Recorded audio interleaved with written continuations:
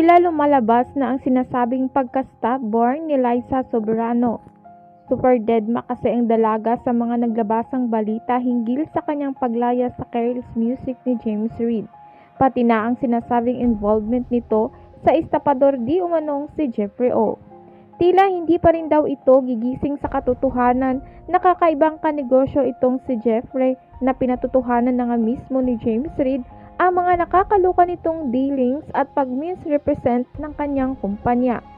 Base sa kwento ni James mismo, si Liza raw ang humingi ng tulong para makalabas si Jeffrey sa pagkakahuli sa kanya sa immigration.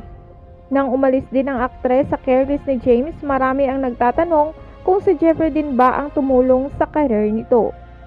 Ayon naman sa kanyang dating manager na si Ogie Diaz, sana magising na si Liza sa katotohanan at makita niya ang mga totoong tao na nagmamahal at handang dumamay sa kanya. May mga naglalabasang picture din na umano'y magkasama sina Liza at Jeffrey sa Singapore just recently.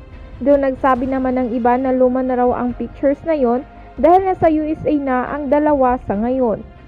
May mga Liskin fan naman ang sobrang nalungkot sa balitang mukhang totoo ngang wala na itong kaugnayan kay Enrique Hill.